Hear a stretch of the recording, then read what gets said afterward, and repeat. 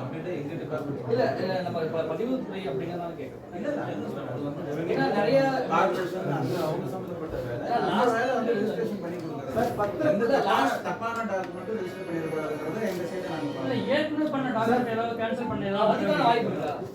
அப்படி பண்ண document cancel பண்றதுக்கு எங்களுக்கு அதிகாரம் கிடையாது. கோர்ட் மூலமா தான் இந்த கைட்லைன்ஸ் அது அதிகரிக்கிறதுக்கு வாய்ப்பு இருக்கு. அது நேற்று அது பற்றியும் நேற்று ஒரு மீட்டிங் அது ஒரு கமிட்டி வந்து ஒரு ரிப்போர்ட் பண்ணியிருக்காங்க.